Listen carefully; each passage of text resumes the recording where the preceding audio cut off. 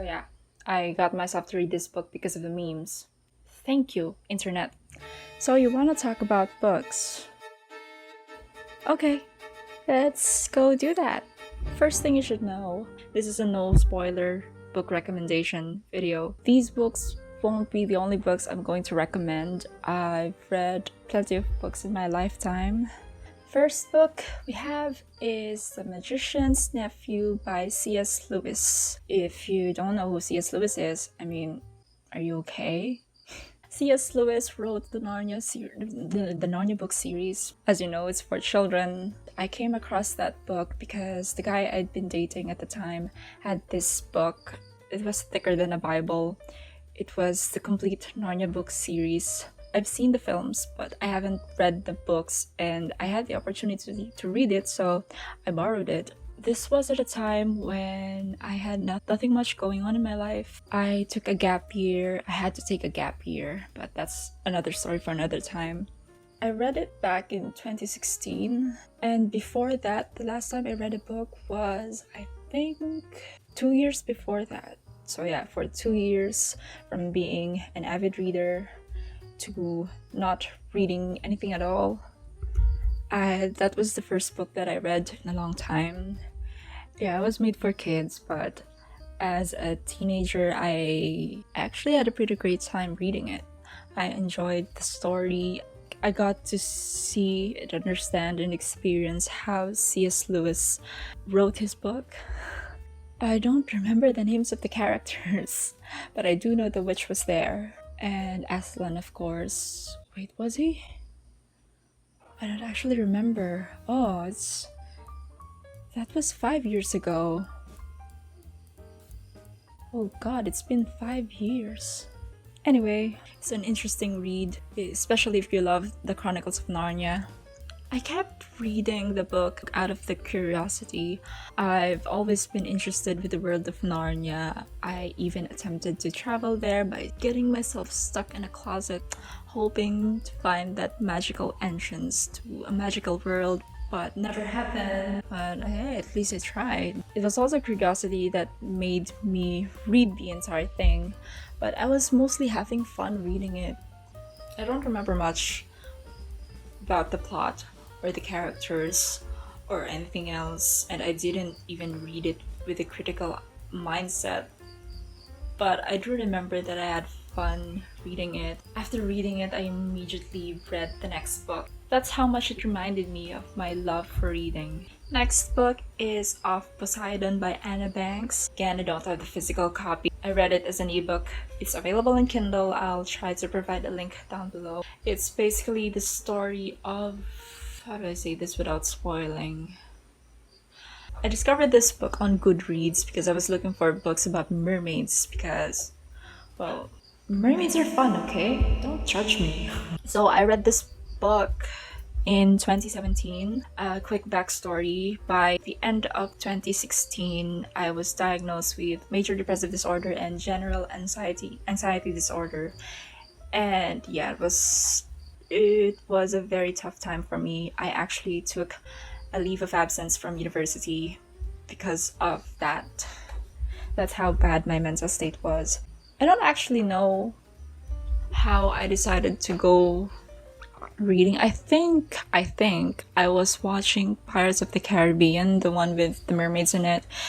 It pulled me back into the world of mermaids. So I looked for book recommendations about mermaids in Goodreads, and I found this one and I gave it a try, and instantly drew me in because of, I'm not sure what it was. I can't remember the line, but I know that it was in the character's POV. Her name's Emma. It's in Emma's POV, and she bumped into someone, and the way she said it in the book, it made me laugh. And when you've been having a difficult time in life and something makes you laugh, that's pretty much a miracle. I read some more chapters and I ended up reading the entire series. I think in a span of 2 to 3 weeks. Yeah, it's about a mermaid. Enough said. I'm not gonna give any spoilers for you. I didn't consume it with a critical view. I was just in it for the tropes, the setting, with the mermaids. I was curious how the author wrote about a story set underwater. Because, like, do mermaids actually speak to each other? Like, how does that even work? Time has come for Atlantis to rise again. Do they communicate the way humans do on Earth? I mean, on land? What do they eat? I mean, how do they shit? How do they have sex? How do they... I mean, I had so many questions, okay? So, I'm a curious person, and it's... Yeah, like the magician's nephew, it's curiosity that got me to read. I think it's so young. It's a YA fiction. I mean, it's fiction for sure, and I think it's meant for young adults, like me at the time.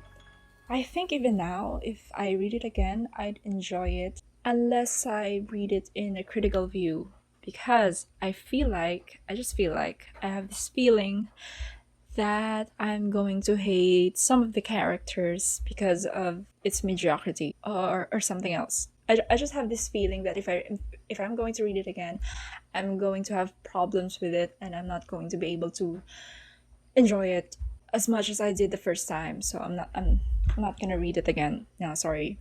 You read it if you want. Okay, so the next book is not meant for everyone. So if you're 17 years old and below, you can skip this part. This isn't meant for you. Please don't be naughty. Okay? Wait for your turn. You're gonna be able to read this one day, so just wait a few more years or months, I don't know, to read this. Next book is Monster in His Eyes by J.M. Darhauer. Again, I don't have a physical copy of this book because, guys, it's so hard to look for good quality books here in the Philippines, okay? I don't know. I've tried looking for this book. I've tried thrifting for it, and I couldn't find any copies, so I came across this book because I read this book in 2017. I think the reason I looked for this genre is because I think that was the time that I was exposed to 50 Shades of Grey. I mean, how old was I? What? How old was I in 2017? Shit. Okay, so I was 19. I was 19, and the first 50 Shades movie came out back in 2015. Okay, so the first movie came out in 2015. I was still in high school, and honestly, I couldn't be bothered to find out what it is about because I had... Well, 2015 was the year before I got diagnosed. Sorry. 2015 was the year before I got diagnosed. It was one of the most difficult times of my teenage life because I was experiencing things and I didn't know that it was an illness. I just thought that something was wrong with me, and not in that kind of way, but so I didn't really get into the whole 50 Shades thing. So 2017, the second movie came out. I was intrigued by the genre of having problematic alpha male type of characters because I tried reading the book. I think I stopped reading at chapter 3. I can't remember, but I think it was before chapter 5 that I stopped reading the book because it was absurd. I mean, by then I've already read plenty of books, and wow, 50 Shades was... Wow. Okay, so I tried investigating the genre, which is erotic romance. I don't know. So I tried looking for other books with the same nature. The first thing that I saw that intrigued me was Monster in His Eyes by J.M. Darhauer. J.M. Darhauer is actually one of my favorite authors of all time, just simply because I love the way she writes through the voices of the characters, through the POVs. I think, I don't know, in general, her books are just so well written that I don't even mind if the things happening in the story are a bit absurd or unbelievable or problematic. So this book, the book series actually, has problematic elements. Like, the main guy is problematic, the main character is problematic and a little bit stupid, but I don't know, she's a teenager, so that's expected of her to be stupid. It's a mafia romance. I think she handled exploring the mafia theme pretty well, as opposed to what's the movie again? Yeah, as opposed to that movie. Okay, look, it's not perfect, but I think she handled it pretty well. She tackled the topic in a way that has to be talked about.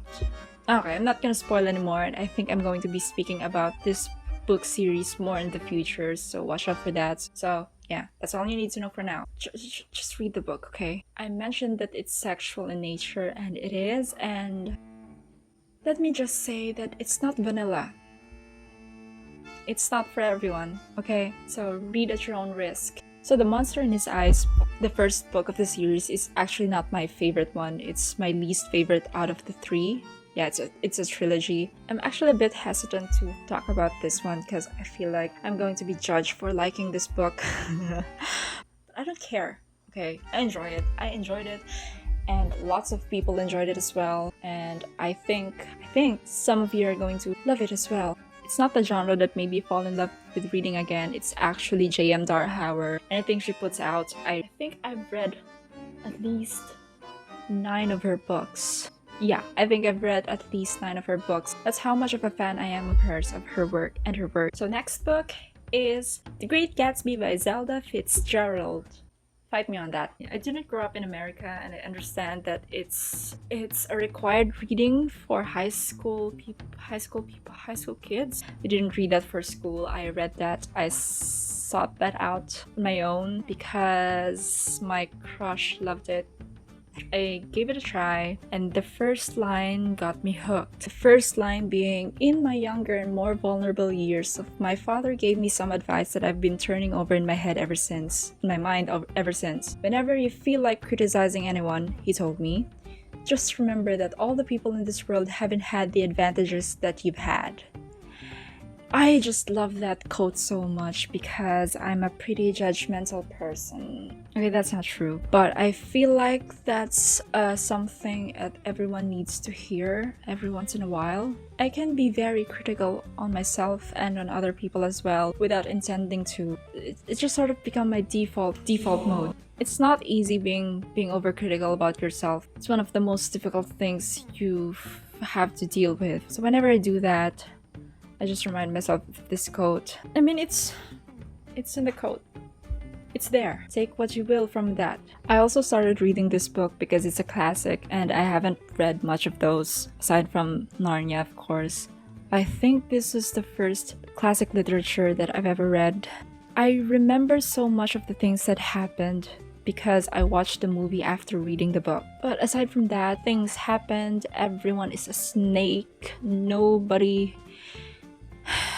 You don't want to be anybody in this book.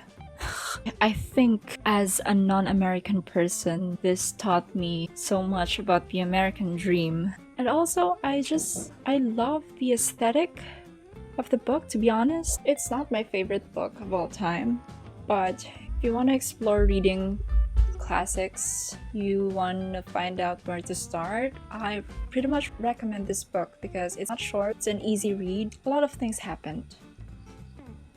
Kinda. And if you read the book and if you don't understand it, well, you can just watch the movie. So I enjoyed reading the book. I read this in 2019 from Monster in His Eyes back in 2017, and then 2018 came. 2018 was a shit show of a year for me. 2018 is like the 2020 of my life. Yeah, that's all you need to know. I didn't read a single book that year that wasn't required for school. 2019, I got better than I was in 2018, and I got to pick up a book, and it was The Great Gatsby. Also, I don't have a physical copy because I'm broke. It's available online for free I also didn't read it in a critical eye. I was just in it for the aesthetics, for the characters, for the plot, and because of my crush, which is pretty much a motivation to do things, apparently. The next book is my favorite book of all time, I have to say, and I only read it last year. I don't know why I waited so long to finally read this book. I think it's probably because I didn't have a copy of it. I was actually thinking of waiting to get a hold of a physical copy first before having to read it, but well, last year happened, so I found a free copy of this online because it's also a classic. I'm talking about Pride and Prejudice. To be honest with you, the reason I got myself to read this book is because of the memes.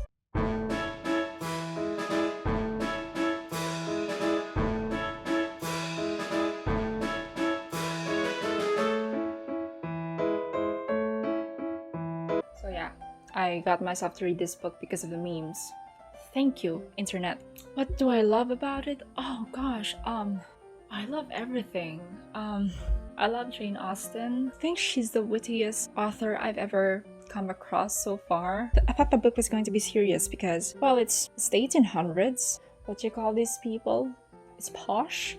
It's the Regency period. I love how I understood Mr. Darcy's character. Wow, he's much more complex of a character than I originally thought. He's very relatable. He's very relatable, but also he's not a jerk about it. He comes off as a jerk about it because, well, you know, social anxiety. I think what I love the most about this book is that it's just so wholesome. There's the drama. There's a conflict that was very relevant at the time, and I think it could also be relevant right now. I don't have any problem with this book. That's all I can say. It's... wow. Wow. What a reading experience. I kind of wish I never saw the movie before reading the book because spoilers. But still, I enjoyed reading the book, even though I knew what was going to happen. And that says a lot about the book. It's not about what happens in the end. It's not about the plot. It's about the journey, actually. It shows how great of an author Jane Austen is. It doesn't matter if you already know the story. You're reading it because it's worth reading. And that's all I can say.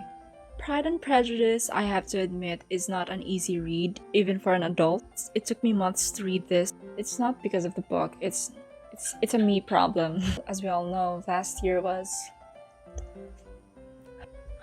I love Mr. Darcy. Can I have my Mr. Darcy, please? The last book I'm recommending is not actually a novel. It's a collection of short stories by one author, and I have a physical copy of it. This is called Interpreter of Melodies. Interpreter of Melodies by Jhumpa Lahiri. I'm not gonna give any spoilers, but the first story in this book is called A Temporary Matter. It's romance. And guys, you have to read this story. I cried. It's a short story that's 22 pages long, but I swear it's so worth it. I mean, if you can finish reading a novel, you can finish reading the short story. Even if you just read this one story, gosh, it changed my life. And that's all I can say for this without spoiling anymore. I have to admit that I haven't finished reading this book because I didn't want the experience to be over. I want to come back to this book every now and then and have something new to read and have my life changed again. Her stories are not the ones you want to seek out, but when you read them, it makes an impression in your life. Reading her work challenges you as a reader and as a person generally. Every time I finish reading her stories, I have to just sit there and absorb everything and think about my life, about my past, about my present, about my future, about how I have been sleeping on her. She makes me think about things. She makes me think, which I don't often do nowadays. I got a copy of this book because I was thrifting books. I actually love thrifting books because these are already pre-used books, and I always get like these little notes or pieces of paper stuck between the pages, and I feel like it gives the book much character than buying new ones, than buying brand new books, than buying books that has never been used before, that hasn't been owned by anyone. And I just love that. I also love the smell of books. I wish I could afford books. And that's all I'm going to recommend for now. I still have a lot of book recommendations, but one video isn't going to work. I'm going to be making more videos, more book recommendations. So if you want more book recommendations from me, you know what to do. Subscribe. For the next video, I think I'm going to be focusing on YA books. So I sat here for an hour geeking about my favorite books. I know I did this as a way to thank you guys for the 11k subs, but we're actually already on 12k subs now, and wow! Thank you so much. See you soon!